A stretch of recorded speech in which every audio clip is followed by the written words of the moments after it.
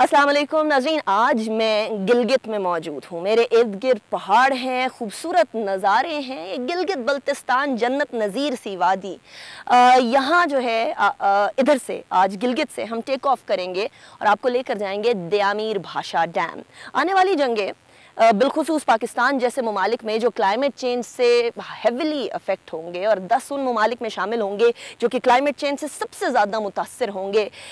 इन ममालिक के लिए वाटर सिक्योरिटी बहुत ज़्यादा ज़रूरी है और बिलखुसूस अगर किसी का जारहाना हमसाया हो, एक ऐसा हमसाया जो कि आबी दहशतगर्दी की तरफ भी जाए, तो यकीनन water security becomes N even more important point. तो आइए आपको दयामीर भाषा डैम लेकर चलें और वहाँ तेज़ी से जो काम हो रहा है वो भी दिखाएंगे और उसकी कैपेसिटी क्या है, किन किन कामों में आएगा। यकीनन वाटर रिजर्वोयर के तौर पे तो वो काम करेगा ही करेगा, लेकिन साथ साथ बिजली की पैदाइश में भी इंतहाई अहमियत का हामिल होगा। ज़राअत में इस्तेमाल होगा वो पानी, और वो जो कुछ महीनों के अंदर हमारे यहाँ पानी की किल्लत हो जाती है उसको पुर करने में एक अहम किरदार अदा करेगा। तो चलते हैं DBD and then I will show you what is happening over there.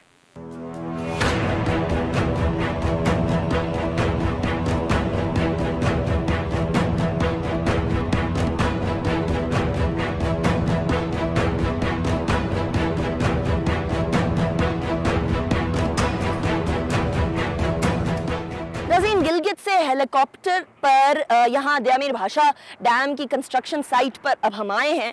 दयामीर भाषा डैम 442 यानी 442 बिलियन रुपीस की लागत से बनेगा।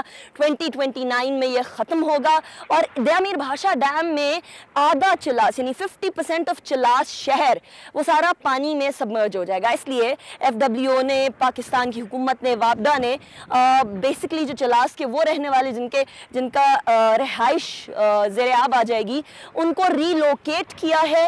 रीलोकेट करने के साथ साथ जो रीलोकेशन के अलावा कहीं और जाना चाह रहे थे उनको कंपनसेशन, मॉनेटरी कंपनसेशन दी गई है। ये जो इलाका है यहाँ कंस्ट्रक्शन हो रही है, पहाड़ पर हम काफ़ी देर तक चढ़कर इधर तक पहुँचे हैं। ये जो पहाड़ हैं ये मिट्टी के पहाड़ नहीं है, ये वो वाले पहाड़ नहीं है कि बस आप इनको हिलाने की कोशिश करेंगे और ये इधर उधर हो जाएंगे।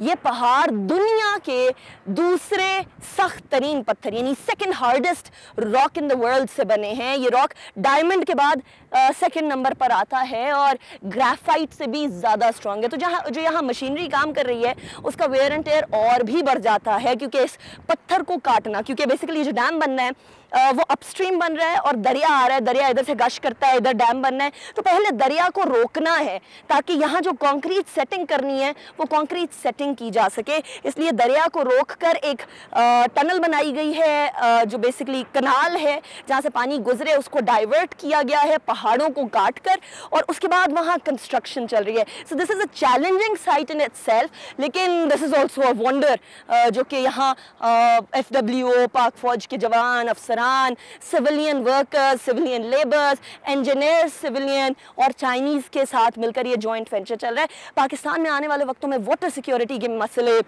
जो दूसरे एग्रीकल्चर के मसले हैं, जो इलेक्ट्रिसिटी के मसले हैं, उसका this is one of the answers. आइए ऊपर चलते हैं और फिर एक बार पहाड़ को चढ़ते हैं।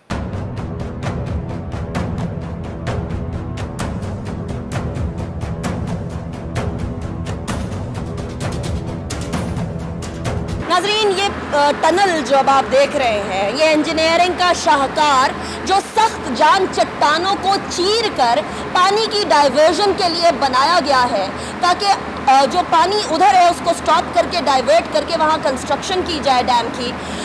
ये शाहकार बनाने में कितनी तगोदो लगी, कितना बड़ा ये मेहनत टास्क था, इस हवाले से हम बात करेंगे। हमारे साथ वैस अंजुम साहब मौजूद हैं जो कि सीनियर प्लानिंग इंजीनियर हैं। बहुत शुक्रिया वैस साहब, आपने ज्वाइन किया।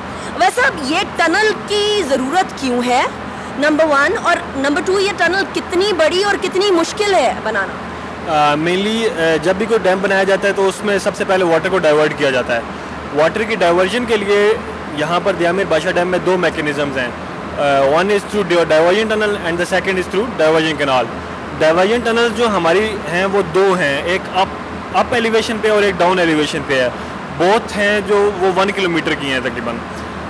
ये डाइवर्जन जब हम कोफर डैम बना लेंगे पीछे, तो कोफर डैम से वाटर को रोक दिया जाता है, अप स्ट्रीम भी बनता है और डाउन स्ट्रीम भी बनता है। तो वाटर की पॉन्डिंग होती है और वाटर की पॉन्डिंग होकर अल्टीमेटली वाटर जो डाइवर्ट होता है वो थ्रू डाइवर्जन टनल होता है। मेनली हमारा जो यहाँ पर प्लान है वो हम लोग जो ड्राई सीज़न है वहाँ पर हम डाइवर्जन टनल को यूज़ करेंगे, इससे वाटर को डाइवर्ट करेंगे। लेकिन वेट सीज़न में हमारा जो पानी है वो बहुत ज़्यादा हो जाता है, रिवर इंडस का फ्लो बहुत ज़्यादा हो जाता है, तो इस वजह से हम लोग जो वाटर का डिस्चार्ज है इन द वेट सीज़न वो थ्रू डाइवर्जन कैनाल करेंगे, जो कि मैंने आपको दिखाई है पहले। डाइवर्जन टनल 1 और 2 मेनली जो अपर एलिवेशन पर डाइवर्जन टनल 1 उससे 800 क्यूसिक डिस्चार्ज होगा और जो डाइवर्जन टनल 2 है उससे तकरीबन 2600 क्यूसिक डिस्चार्ज होगा after the water पॉन्डिंग and after the construction of upstream coffer dam. हमारा जो डाइवर्जन कैनाल है वहाँ say about 1400 and 600 cusec discharge होगा, जो कि अल्टीमेटली डिस्चार्ज होगा। उसके बाद डिवाटरिंग होगी और डैम की कंस्ट्रक्शन स्टार्ट होगी। मेनली हमारे जो डाइवर्जन टनल का जो इस वक्त प्रोग्रेस है वो हम लोग अभी ये फ़िलहाल ऑडिट टनल बना रहे हैं जो कि 81 मीटर की है, which is connecting both tunnels, that is diversion tunnel 1 and diversion tunnel 2. Like इस टनल के बाद भी 2 tunnel? Yes, mainly it is the perpendicular of diversion tunnel 1 and diversion tunnel 2. सही. This audit tunnel is perpendicular to the diversion tunnel 1. Yes, exactly.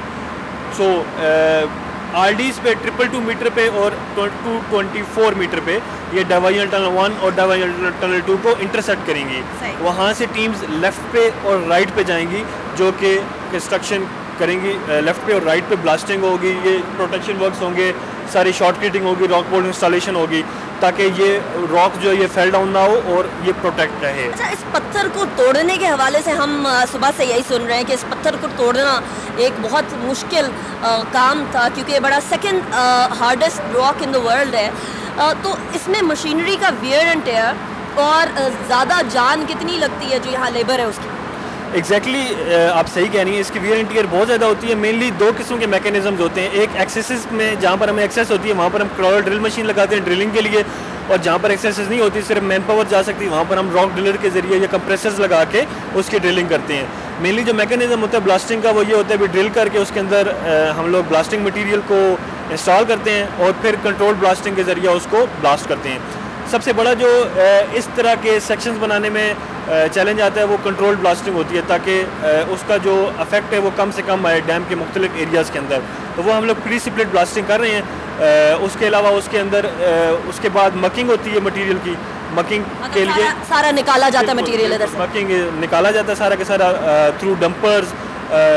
अब ये वाला जो diameter है ये ज़्यादा है तो इसमें तो बड़े डंपर्स आ जाते हैं, लेकिन कई डायमीटर बहुत कम होते हैं, वहाँ पर स्पेशल किस्म के मिनी डंपर्स यूज़ किए जाते हैं मकिंग के लिए।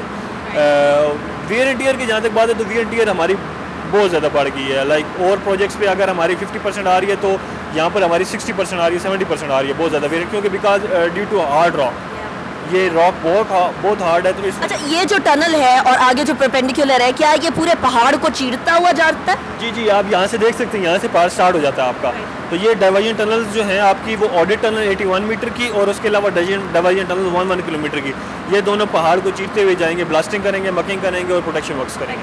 और अभी तो ये प्रिपरेटरी वर्क है, अभी डैम बनना शुरू नहीं हुआ, तो हम ये कह सकते हैं इब्तिदाई इश्क है, रोता है क्या, आगे आगे देखिए होता है क्या? बिल्कुल ऐसे ही, आप बिल्कुल सही कह रहे हैं, ये सिर्फ डाइवर्जन वर्क्स हैं।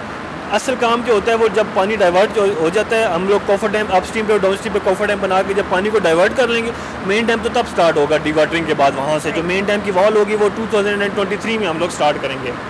यस, जो डैम फाउंडेशन एक्सकवेशन है वो हमारी मार्च 23 में स्टार्ट होनी है, ठीक है, और उसी के पैरेलल में नवंबर 22 में हमारे कोफर डैम्स बनना स्टार्ट होंगे। और उससे पहले के चैलेंजेस क्या होंगे, डैम की प्रिपरेशन तक के चैलेंजेस जिससे आपने 2023 में स्टार्ट से पहले नंबर आजमा होना है? जी, उसमें हमारे चैलेंजेस यही है, कोऑर्डिनेशन का है बीच में, क्योंकि सीक्वेंस ऑफ जो एक्टिविटीज़ होती हैं वो बहुत कॉम्प्लिकेटेड होती हैं।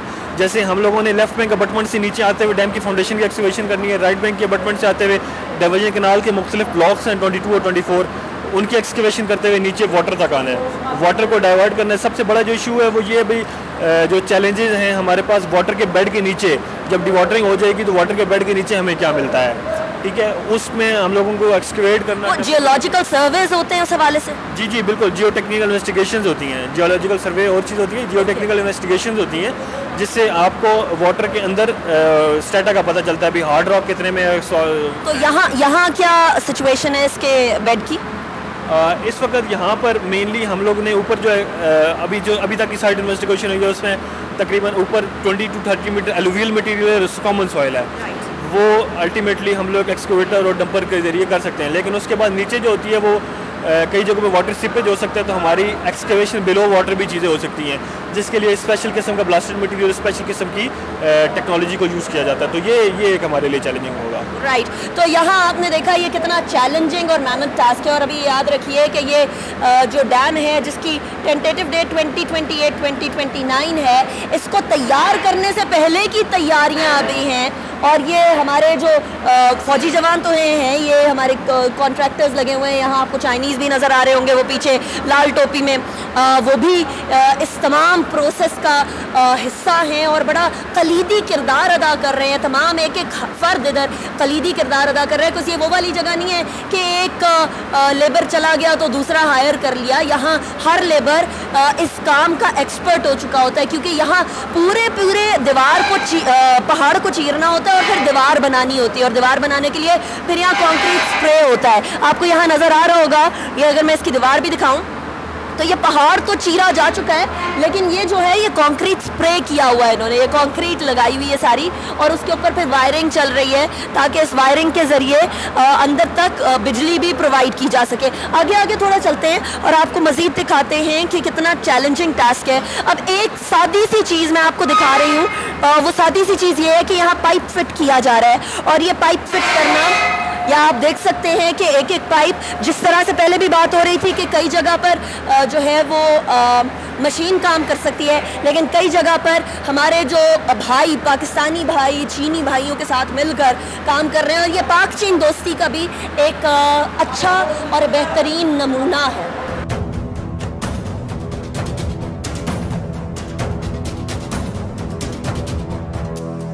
नाज़रीन, 1959 में पाकिस्तान कोर ऑफ आर्मी ने एक सिविल इंजीनियरिंग मावल बनाया, जहां गिलगित से ऑनवर्ड्स सड़क बनाई गई। बेसिकली इसको IVR कहा जाता है, इंडस वैली रोड। उसके बाद 1960 में गवर्नमेंट ऑफ चाइना और गवर्नमेंट ऑफ पाकिस्तान ने यह तहैया किया कि चाइना और पाकिस्तान, ये जो दो फ्रेंडली हमसाए हैं, इनको आपस में जोड़ा जाए, कनेक्ट किया जाए। और कनेक्ट लाइंस ऑफ कम्युनिकेशन से किया जाता है, यानी सड़कों से किया जाता है। इस सड़क की जिम्मेदारी पाकिस्तान में पाक आर्मी के कोर ऑफ इंजीनियर्स को दी गई। और कोर ऑफ इंजीनियर्स से बढ़ते 1967 के अंदर FWO का संगे बुनियाद रखा गया। इस FWO ने उसके बाद से लेकर अब तक कई प्रोजेक्ट्स किए, कई मेगा प्रोजेक्ट्स किए, जिसके अंदर से करतारपुर भी एक है। उनमें से 2 प्रोजेक्ट्स जो ऑनगोइंग हैं, तकरीबन JSR कंप्लीट होने वाला है और DBD अभी इंतहाई अहम मोड़ पर मौजूद है। वो दोनों प्रोजेक्ट्स हमने आपको इन 2 प्रोग्राम्स में दिखाए। इससे मालूम ये होता है कि किसी भी मुल्क ने अगर आगे बढ़ना है, तरक्की करनी है, तो सिर्फ और सिर्फ एम्यूनिशन का डिफेंस नहीं, बल्कि कंस्ट्रक्शन का, यानी इंफ्रास्ट्रक्चर का डिफेंस भी चाहिए। कोई मुल्क जब तक इकोनॉमिकली यानी माशी तौर पर इस्तेहकाम नहीं हासिल करेगा, तब तक किसी भी और किस्म का दिफा करना मुश्किल हो जाएगा। इसीलिए पाकिस्तान के लिए इंफ्रास्ट्रक्चर डेवलपमेंट, इकोनॉमिक ग्रोथ और सोशल स्टेबिलिटी अटमोस्ट इंपॉर्टेंस की हैं। FWO के ये 2 इंपॉर्टेंट मेगा प्रोजेक्ट्स हमने आपके सामने रखे।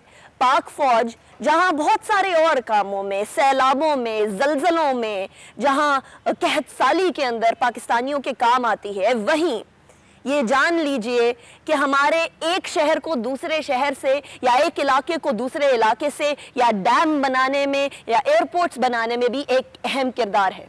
और इस किरदार की एक प्राइस है। यह कीमत इन तमाम शोहदा की सूरत में FWO ने पेश की। तकरीबन 1500 से ज़ायद शोहदा हैं जिन्होंने ये सड़कें बनाने, ये इंफ्रास्ट्रक्चर डेवलप करने में अपनी जानें जो हैं वो जामे शहादत नोश किया। इसी तरीके से हमें ये जानना है कि पाकिस्तानी कौम जब तक यकजा होकर एक दूसरे के साथ और पाकिस्तान की तरक्की के लिए नहीं खड़ी होगी, तब तक हम जिंदा कौम बनने का सफ़र तय नहीं कर पाएंगे। इसीलिए पाकिस्तान जिंदाबाद। अनीका निसार को इजाज़त दीजिए इस दुआ के साथ कि पाकिस्तान फलता फूलता रहे। अल्लाह हाफ़िज़।